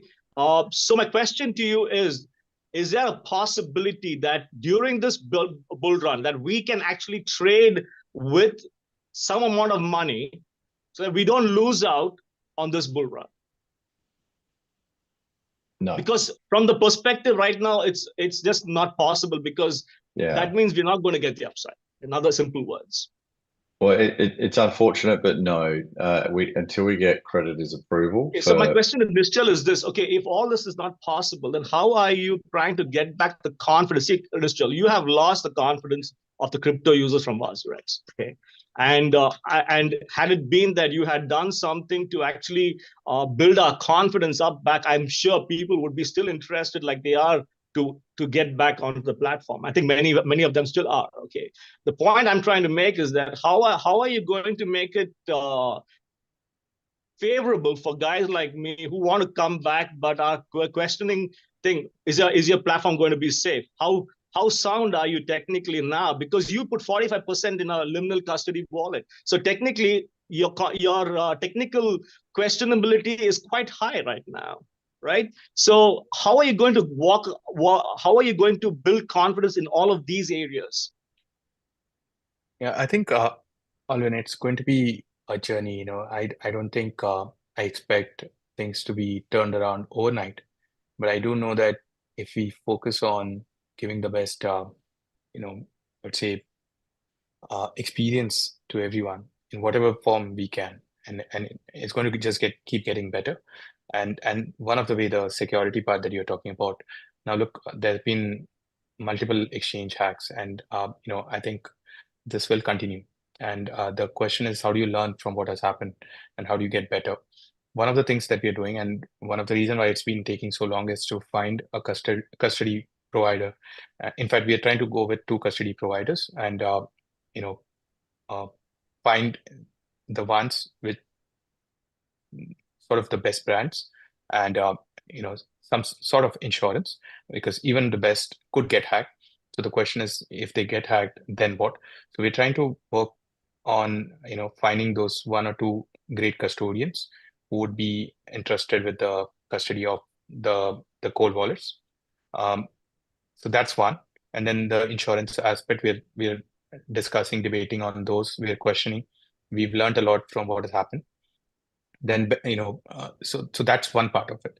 That's one part of the trust. Having said that, I think you asked a good question. Maybe you don't want to trust on day one, and what do you do? And I think we had some discussions where a few users asked that, and we want to make sure we build a path for you if you want to withdraw your tokens. What's a compliant path as fast as possible. So that's one option that you have. Then the third option, which is you want to self-custody and you want to trade. And we looked around. There were so many options. We're building our DEX, which we believe will be an amazing user experience where you custody, you don't trust us. Just you can continue to trade on a platform that feels like a centralized exchange, but it's actually you're custodying on your own. So I think the way to build trust is to just give options. I don't think, and that's what we are going to do. And then the second part is transparency.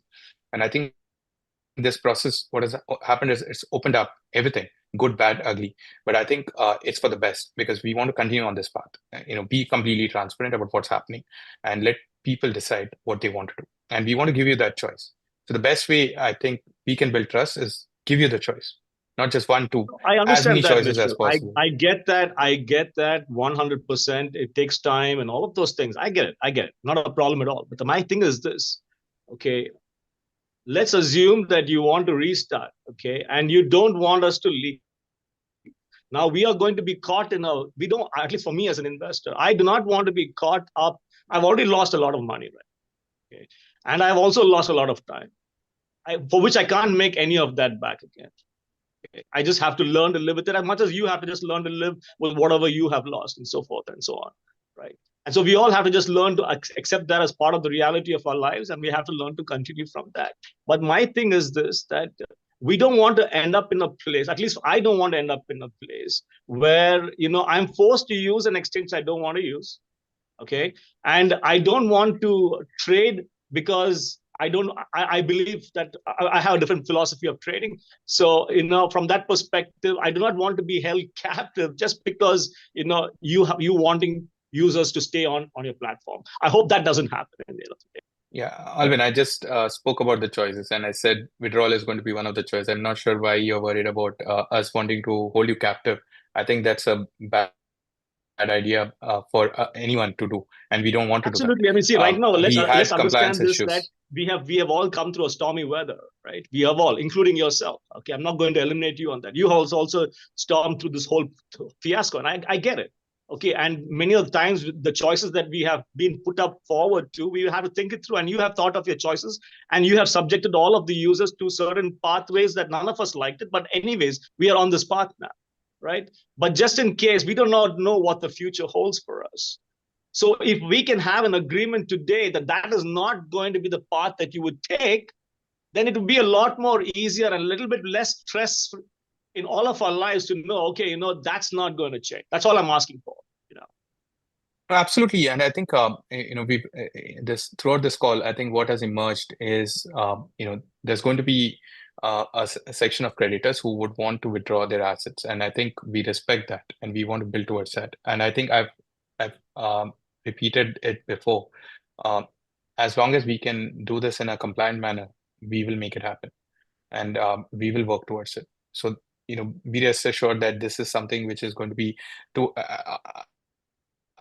After the scheme thing, I think we're going to work on the restart experience, and this is going to be one of those key, I would say, items that we want to bring on the table and build towards, which is as soon as possible, build a path. Maybe there'll be further KYC and due diligence needed from anyone who wants to withdraw. But once you go through that, and we know that now it's a clear path, we want to open up the withdrawal aspect for everyone who wants to withdraw. Having said that, I think.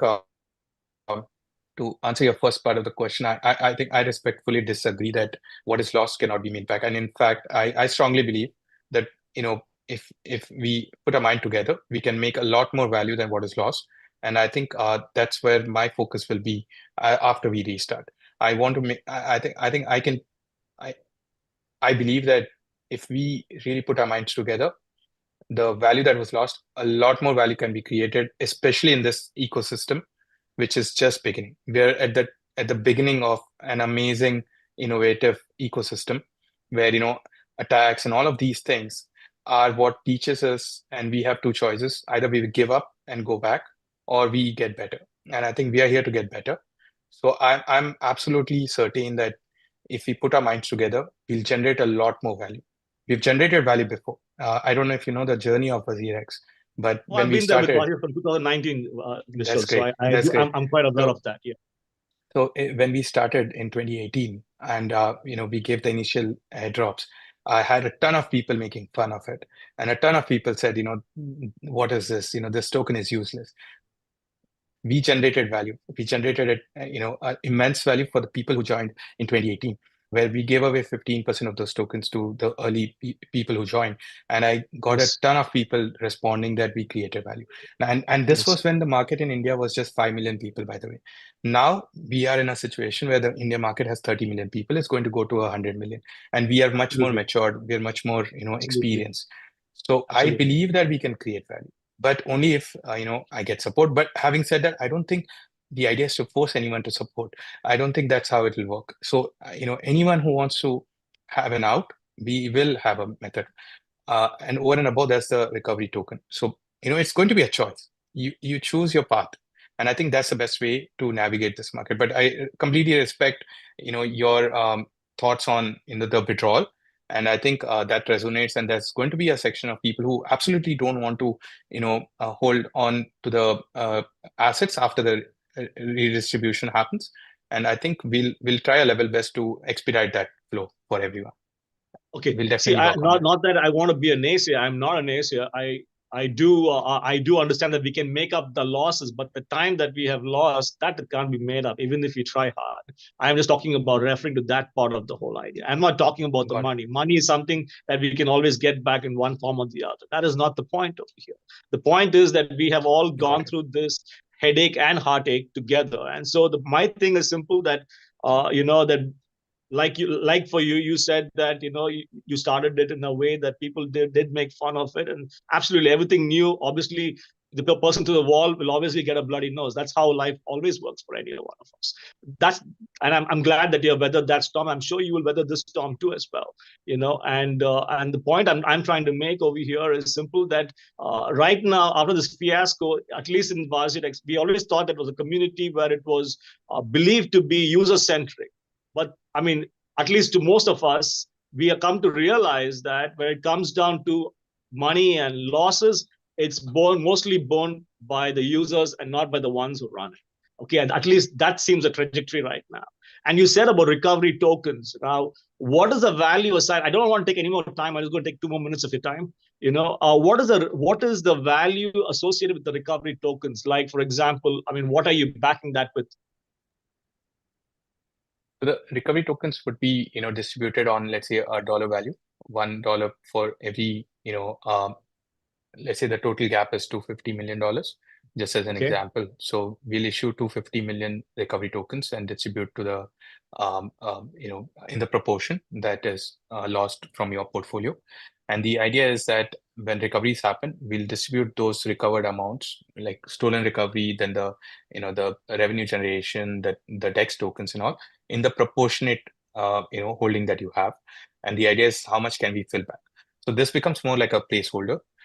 Having said that, I think we are also trying to figure out if there's a way to open up a market for that, so that if people don't want to wait for the entire recovery, because I think we're going to work on this for about 3 years. That's the idea.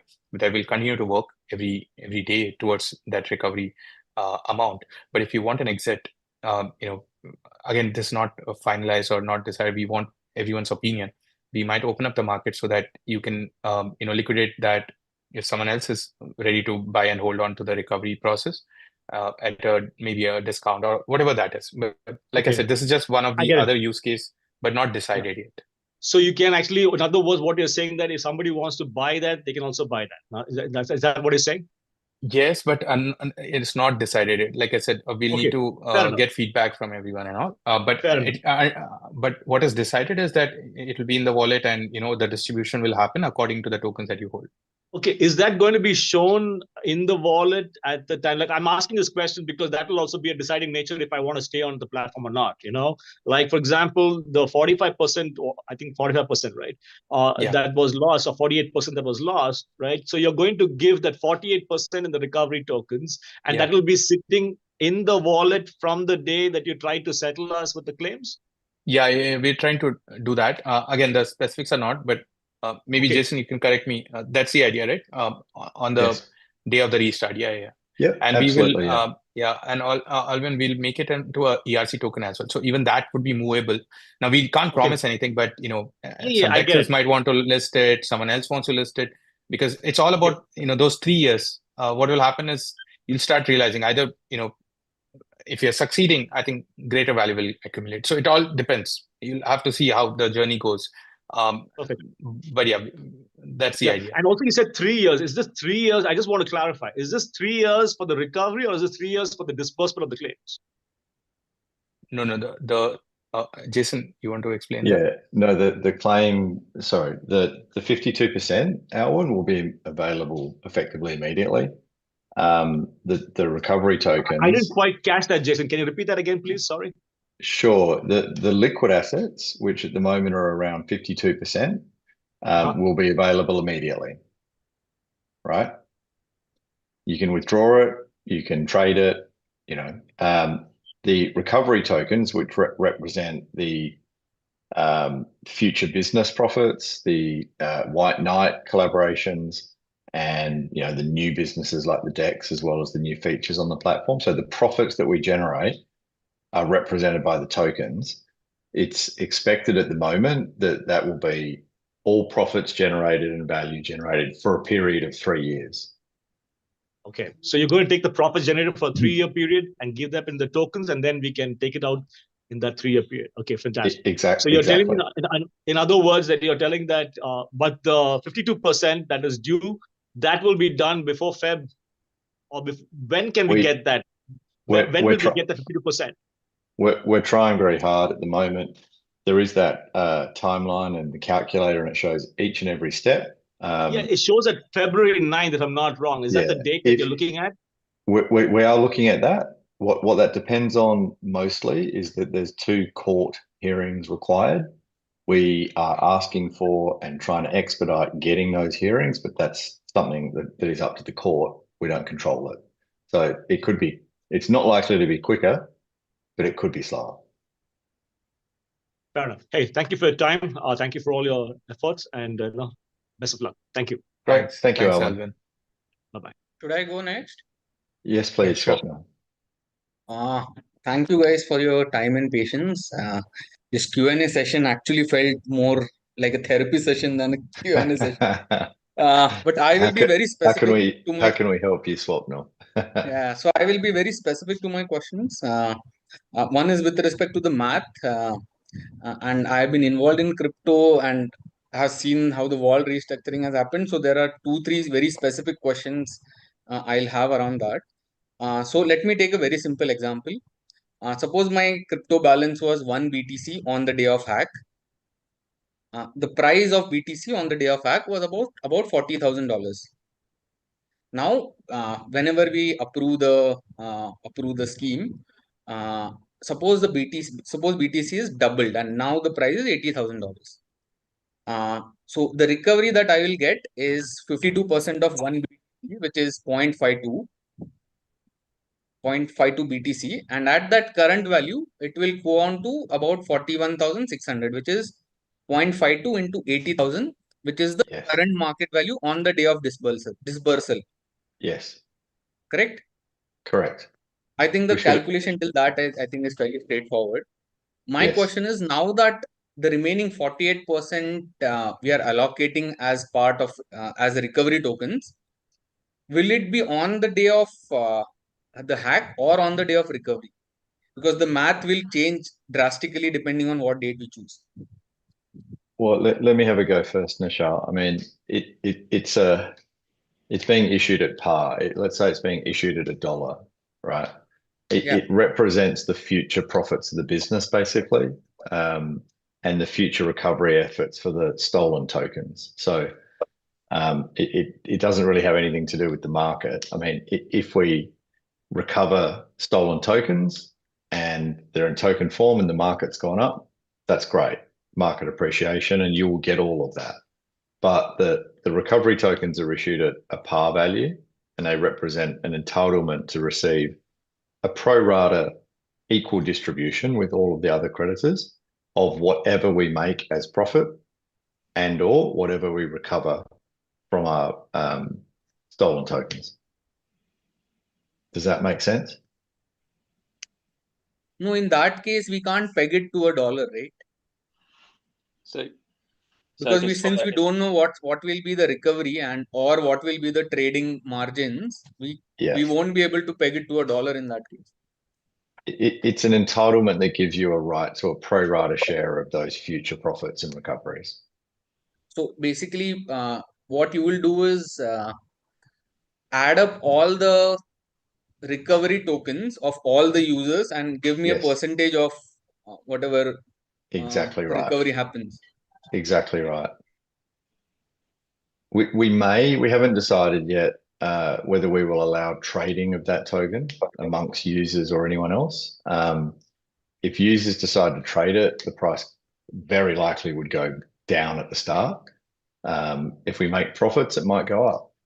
But that trading price has got nothing to do with the right to receive an equal share, basically, of the recovery of profits or stolen tokens. But in order to determine my share of the recovery tokens, would you consider the date of hack or the date of disbursement? Because depending on my mix of assets, that will again change.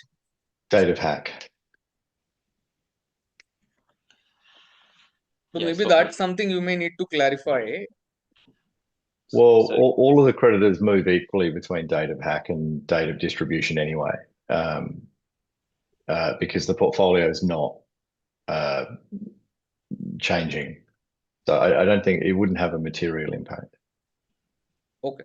So if my recovery tokens are representing my percentage claim in the total recovery assets, then now my question is around recovery assets. You gave us 5 options from which recovery can happen. So if in best case scenario all 5 happens. Yes.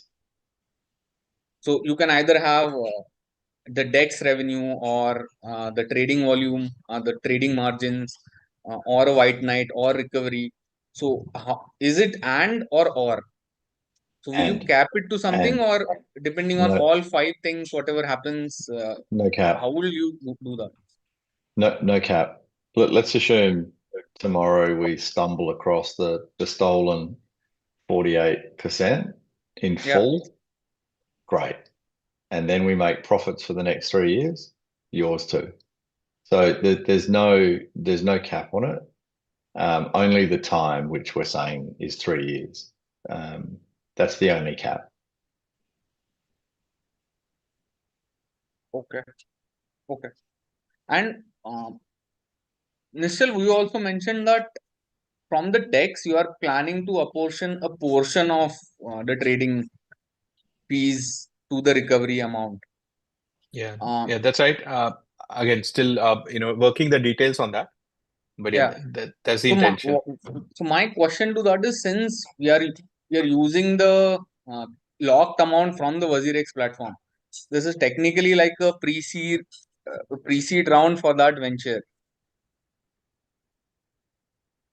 Since you are launching a separate entity, I assume you'll need to legally separate out decks. Yeah. So yeah, you get where I'm going with this, right? Absolutely, yeah. We still owe you a whole bunch of information about what we expect these things to generate. Also, what funding would be required to initiate and fund that business and where it's coming from. And really that's then your choice whether you want us to do that. We will be looking for your input and feedback. Ultimately, you could vote no against the scheme, and that's it. But before we get there, tonight is a reason, right? We're getting your feedback and input. So far, I think it's being really positively received, the business initiatives and the decks. If we came back and said that's going to absorb all of the profits and we need another 50 million and then we're going to go and do it, you would probably have you may have a different view, right? So we do owe you that information, and you'll receive it as soon as we can pull it together and provide it to you. And then we'd like your input. Also, with respect to recoveries, where you are contributing from the WazirX platform profits, since WazirX is not a listed entity, where we profitable because most startups are loss making. So if you link recovery to profits and you are making zero profits, that will lead to zero recovery.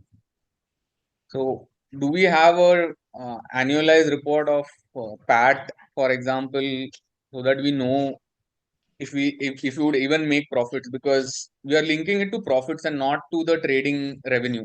We will give you those forecasts, and we'll give you the basis upon which we're making them, which will represent historical, performance.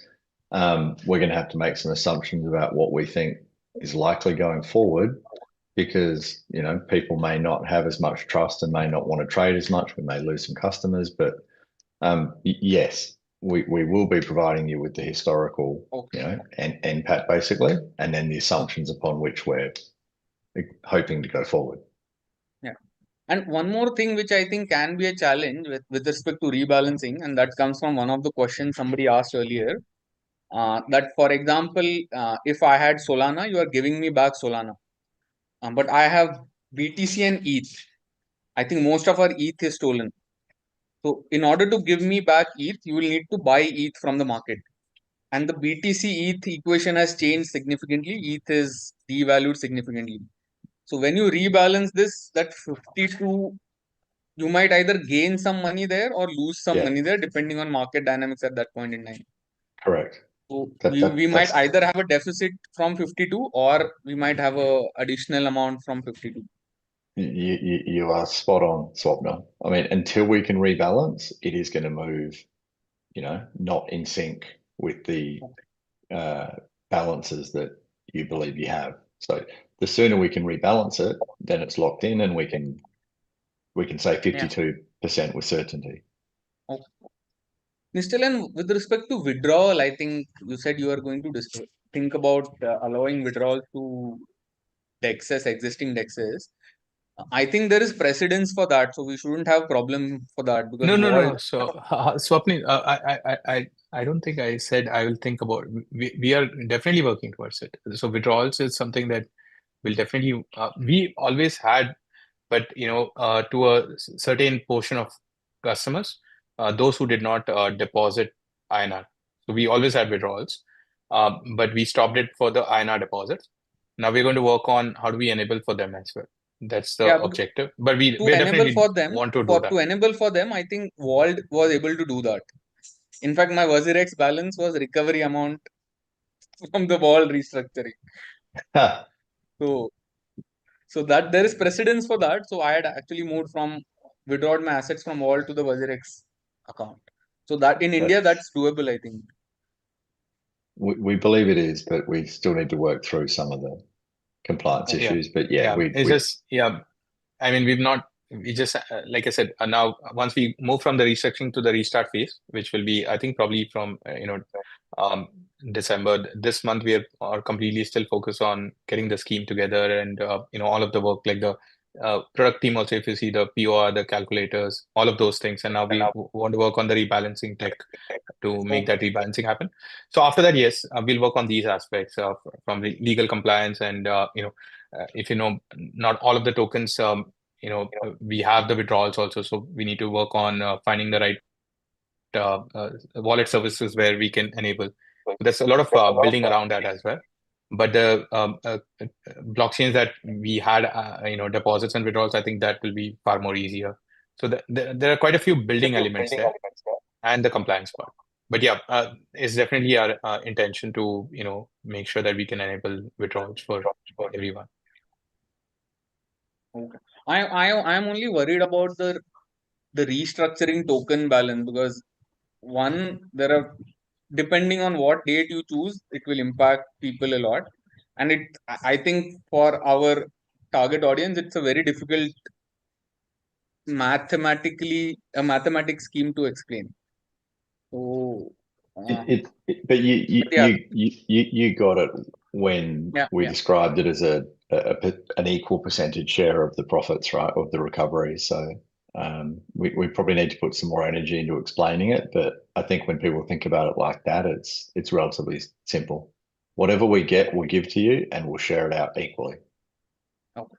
So just to reconfirm, I think all the 5 options are in an AND condition and not an OR condition.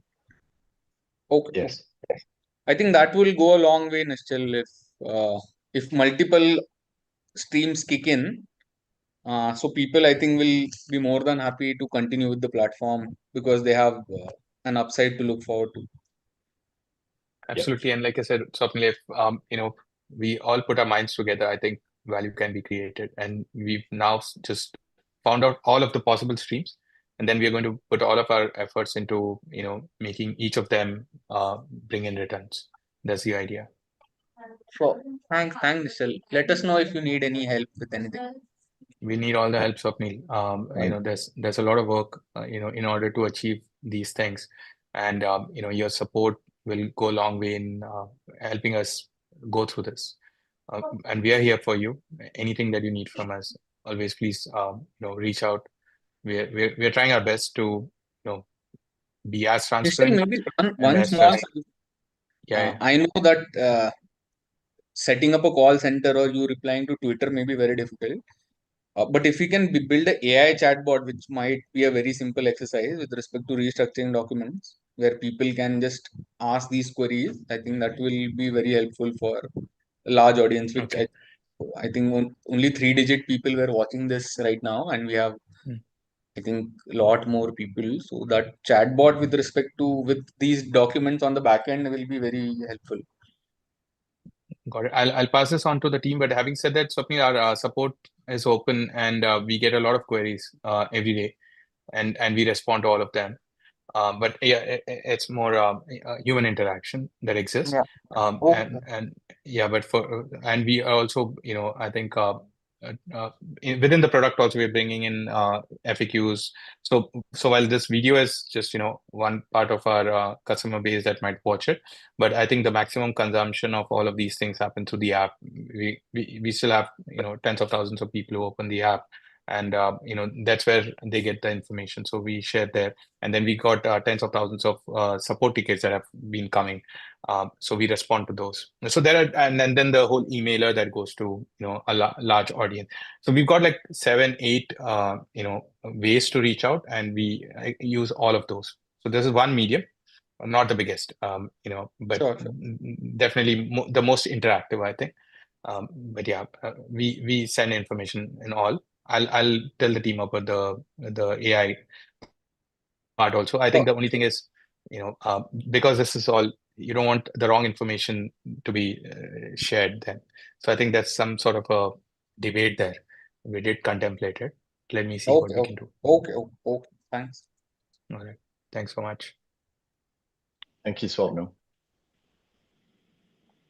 Thank you, Swapnil. Yeah, I think we're currently overrun on time now, so I think we'll end the Q&A discussion there.